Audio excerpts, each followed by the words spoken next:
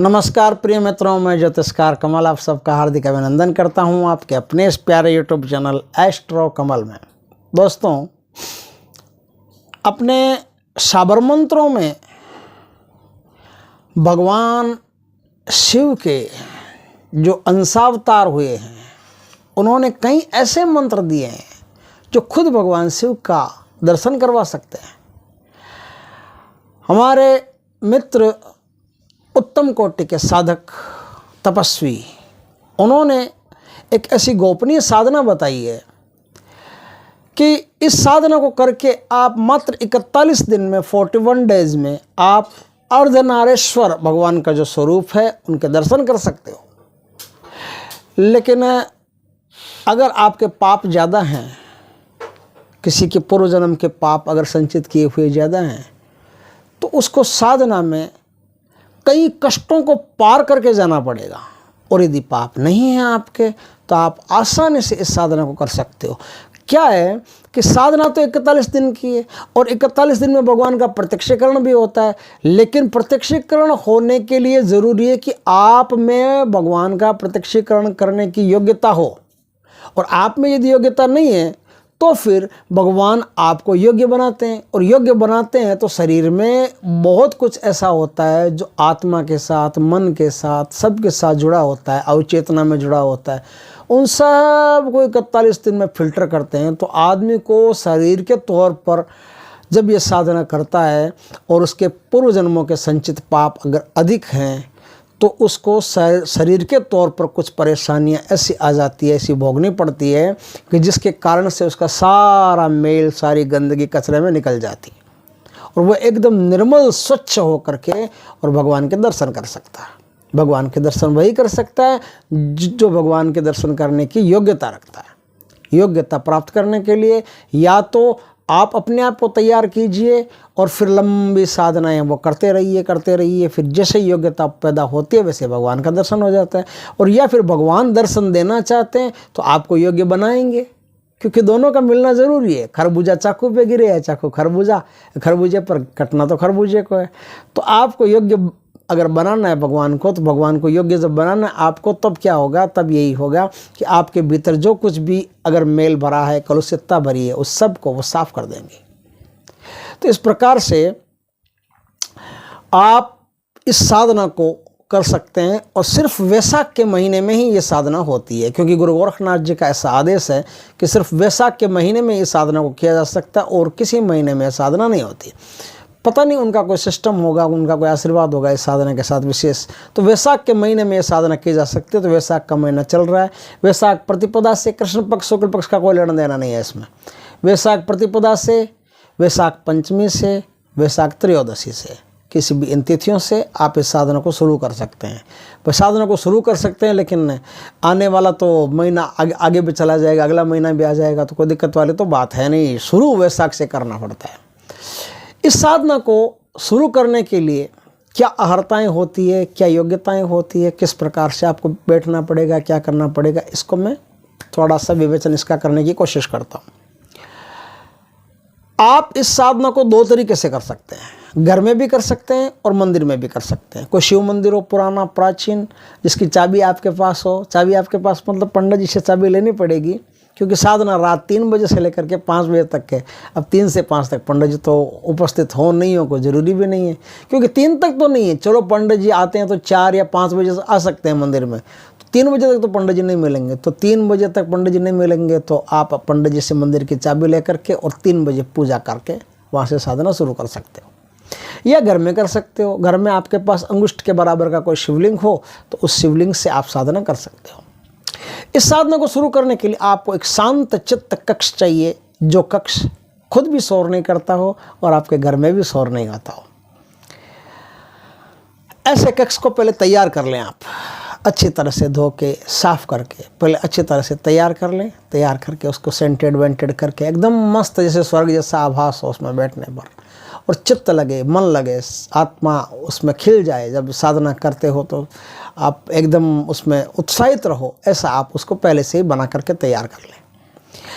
उस कक्ष में पश्चिम दिशा की तरफ आपको एक बाजोट लगाना है। बाजोट के ऊपर शंकर भगवान का जो शिवलिंग है वो स्थापित करना है। गुरु गोरखनाथ जी की तस्वीर हो साथ में तो और बढ़िया है, गुरु गोरखनाथ जी की तस्वीर भी आप साथ में लगा सकते हो। अब ये साधना मैंने बताया कि किसी भी सोमवार से शुरू कर सकते हो, प्रतिपदा से शुरू कर सकते हो, त्रयोदशी से या पंचमी से शुरू कर सकते हो। तो इस साधना को शुरू करने से पहले आपको सब व्यवस्था अपनी कर लेनी पड़ती है। व्यवस्था करने के बाद में अब शंकर भगवान का आपको पूजन करना है विधिवत, सरलता पूर्वक। जितना सरलता से आपको पूजन करना आता है उतना सरलता से आपको शंकर भगवान का पूजन करना है। उसमें बेलपत्र चढ़ाओ, पानी चढ़ाओ, दूध चढ़ाओ, है ना, धूप दीप नैवेद्य सब चढ़ाओ। आप भगवान की जितनी खुल करके पूजा कर सकते हो 3 बजे से पहले पहले पूजा कर लो। 3 बजे आपका घड़ी में काउंटडाउन शुरू हो जाता है, 3 बजे से साधना शुरू हो जाएगी, क्योंकि 3 बजे से शुरू होगी, 2 घंटा आपको लग जाएगा साधना करने में। 5 बजे तक साधना करनी तो 5 बजे तक हो जाएगी आपकी। तो आप पहले से पूजन वूजन करके भगवान का तैयार कर लो। पूजन में बाकी सब तो ठीक है, लेकिन सफ़ेद कनेर के फूल आते हैं, उन सफ़ेद कनेर के फूलों की 108 फूलों की माला, या फिर सफ़ेद आग आता है, सफ़ेद आग की, सफ़ेद मदार जो आता है ना, सफ़ेद आग की 108 फूलों की माला, या फिर गुलाब के फूलों की 108 फूलों की माला, ये आपको प्रथम दिन भगवान को अर्पित करनी है, चढ़ानी है, मूर्ति के चारों तरफ रख देना। या फिर और एक तो मूर्ति के चारों तरफ रख देना, और एक अंतिम दिन जो 41वां दिन हो उस दिन भी आपको इसी माला का प्रयोग करना है। ये माला आप फिर 41वें दिन रख देना। आग की माला हो तो आप सोमवार को फिर चढ़ा सकते हो, और चाहो तो रोज़ भी चढ़ा सकते हो, कोई दिक्कत नहीं है। ये तो आपकी टेंशन ख़त्म करने के लिए मैंने कहा कि यदि आपको कहीं नहीं मिलता हो या मुश्किल से मिलता हो तो आप ऐसा कर सकते हो। यदि आपके आसपास हो तो आप आराम से तोड़ के लाके चढ़ा सकते हो। माला कोई भी रोज़ भी चढ़ाई जा सकती है, लेकिन प्रथम और अंतिम दिन ये ज़रूरी होता है, इसलिए ये माला उन पर चढ़ानी है। आपको बाल भोग देना पड़ता है, और बाल भोग कई मिठाई बाहर से नहीं आएगी, एकदम शुद्धता पूर्वक स्वयं साधक बनाएगा अपने हाथ से खीर या फिर अपने हाथ से हलवा। इन दोनों में से कोई भी मिठाई का आपको अंतर चलाता रहना पड़ेगा। और कभी खीर चढ़ा दी, कभी हलवा चढ़ा दिया, कभी खीर चढ़ा दी, कभी हलवा चढ़ा दिया। खीर और हलवा 2 ही प्रसाद में इनके चढ़ेगा। इस प्रकार से ये 2 इनके चढ़ेगा। अब आसन कौन सा होगा? सफ़ेद कलर का आपको ऊन का आसन लेना पड़ेगा। ऊन का नहीं मिले कोई तकलीफ नहीं है, सफ़ेद कलर का 2 मीटर का कपड़ा ले लो। वो 2 मीटर का कपड़ा आप बिछा करके उस पर साधना कर सकते हो। उसके नीचे कंबल वंबल कुछ बिछाना हो तो बिछा सकते हो, कोई दिक्कत नहीं है। ऊपर ये 2 मीटर का सफ़ेद कपड़ा रहना चाहिए। अगर आसन मिलता है तो सबसे बढ़िया, नहीं मिलता तो आप कपड़े का उपयोग कर सकते हैं। रुद्राक्ष की माला का प्रयोग होगा। साधक स्वयं सफ़ेद वस्त्र पहनेगा, सफ़ेद धोती, बिना सिले हुए वस्त्र, सफ़ेद धोती और एक सफ़ेद गमछा ले लें। बस इसी पर आपको साधना करनी है।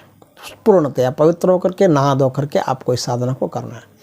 42 दिन तक आपकी साधना, 41 दिन तक आपकी साधना चलती रहेगी, और आपके शरीर में कहीं मूलभूत परिवर्तन होंगे जो आपको साफ साफ दिखेंगे कि मेरे शरीर में ये चेंजिंग हो रही है। कभी आपको कुछ तेज़ गुस्सा आएगा तो गुस्से के द्वारा जो नेगेटिव एनर्जी है वो निकलेगी। कभी बहुत कुछ होगा शरीर में। एक बात का ख्याल रखना है सिर्फ कि इस साधना में पूर्ण पवित्रता का ध्यान रखना है। आपको कोई भी गलत खान पान नहीं करना है।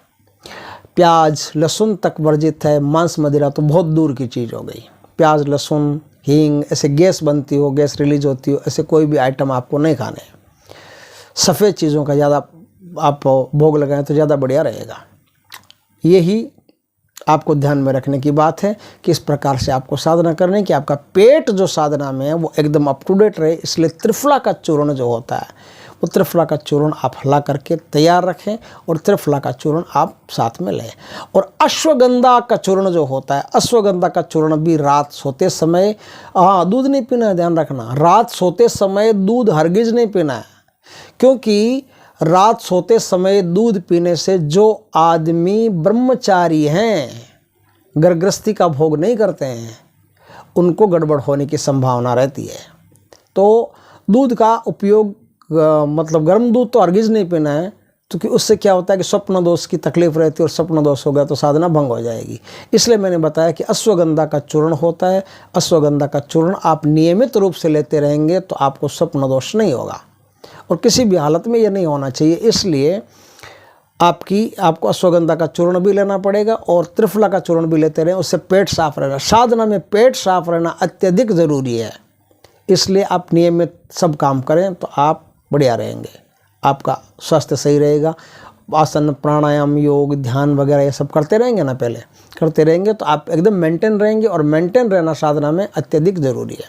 बाकी जो इंटरनल ऑर्गन्स में जो परिवर्तन आएंगे या जो भी कोई परिवर्तन आएगा आपके अंदर, वो आपको पता चल जाएगा, वो आपको साधना में डिस्टर्ब नहीं करेगा। लेकिन साधना करने के बाद में हो सकता है कि फिर 2-2, 3-3 घंटे आपको परेशान होना पड़ सके, तो उसके लिए आप डरना मत, क्योंकि आपके पूर्व जन्मों के जो संचित पाप है उनको मिटाने का एक क्रिया है, एक तरीका है, तो वो मिटा भी सकता है। अगर नहीं आप स्वच्छ पहले से आपने पूर्व जन्मों में कोई पाप अपराध नहीं किया तो कोई तकलीफ भी नहीं होगी, आपको आराम से प्रत्यक्षीकरण भगवान का हो जाएगा।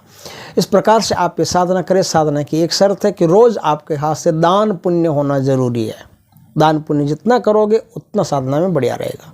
नित्य दान पुण्य करें, दान पुण्य करके इस साधना को आप कर सकते हैं। गुरु गोरखनाथ जी को गुरु मान करके और आपको इस साधना को करनी है। गोरखनाथ जी को एक जो तांता होता है ना, मतलब जैसे रक्षा सूत्र होता है, वो रक्षा सूत्र उनकी फ़ोटो पर बांध दें या उनको चढ़ा दें कि आज से मैं आपको गुरु मानता हूँ, इस साधना के लिए मैं आपको गुरु मानता हूँ, या फिर मैं आपको गुरु मानता हूँ, आप कृपा करके मेरी ये साधना सफल करवाइए। और इस प्रकार से आप उनको गुरु मान करके साधना कर सकते हैं। इसमें कोई भी दूसरा गुरु काम नहीं आएगा, सिर्फ गोरखनाथ जी, उनसे ही आदेश आपको लेना पड़ेगा और उनसे आदेश लेकर के ये साधना करनी पड़ेगी। इस साधना में जो मंत्र काम आता है वो मंत्र मैं आपको बताता हूँ। ओम गुरु जी, ये जो साधक हैं उन्होंने ये मंत्र बताया है कि आप जगत कल्याण के लिए दो। कोई भी व्यक्ति यदि इस साधना को करता है तो उसके पूर्व जन्म के पाप खत्म हो जाते हैं और नए जीवन में उसको भौतिक और आध्यात्मिक सब प्रकार के सुख उसको प्राप्त होते हैं। जीवन में उसकी कोई कमी नहीं रहती। भगवान जब प्रत्यक्ष हो जाएं तो उनसे उनके चरण वंदन करना, अच्छी तरह से उनके सामने आप प्रणाम करना, पूरा दंडवत प्रणाम करना, भगवान का आशीर्वाद मांग लेना। उनसे वचन वाचन मांगने की कोई ज़रूरत नहीं है। वो जब तक वो खुद नहीं कहे कि मांग बेटा वरदान मांग, तब तक वरदान मांगने की कोई कोशिश मत करना। वरदान अपने आप में ही है कि बस उनकी कृपा, उनका हाथ आपके सर पे आ गया तो अब आपको किसी अन्य वरदान की ज़रूरत नहीं है। अब सारा काम वरदान ही है। जीवन में जो कुछ करोगे सब वरदान ही होगा। तो भगवान शंकर की ऐसी कृपा हो जाएगी आप पर, अर्धनारीश्वर की ऐसी कृपा हो जाएगी तो आपके दैहिक, दैविक, भौतिक तीनों प्रकार के सुख आपको प्राप्त होना शुरू हो जाएंगे। साधना अपने आप में बहुत उच्च कोटि की साधना है और आप इस साधना को अवश्य संपन्न करें, बहुत बढ़िया रहेगा। उत्तम साधना है। इस साधना को करके आप खुद का भी और दूसरों का भी कल्याण कर सकते हैं, क्योंकि खुद का कल्याण जब तक आदमी नहीं कर सकता तब तक क्या जगत कल्याण करेगा। जगत कल्याण करना हो तो खुद का कल्याण पहले करो, तो खुद का कल्याण इस साधना में हो जाएगा। साधना उत्तम है, करके देखिए। मंत्र इसमें है जो है वो बताता हूँ। ओम गुरु जी एक ओंकार तेरो आदर। ओम गुरु जी एक ओंकार तेरो आदर, तीन लोक में जय जयकार।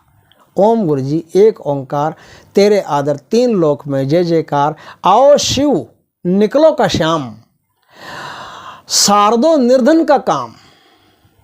और चले कोट कचरी चले धाम, और चले कोट कचरी चले धाम। शिव गोरख का नाम, ओम नमः शिवाय, ओम नमः शिवाय, ओम नमः शिवाय। ये एक साबर पद्धति की साधना है, इसलिए कोर्ट कचहरी ये जो शब्द बीच में आए इन पर शंका करने की ज़रूरत नहीं है कि कोर्ट कचहरी कैसे आ गया, वो कैसे आ गया, ये कैसे आ गया, ये कैसे आ गया। गोरखनाथ जी जाने, हम नहीं जाने।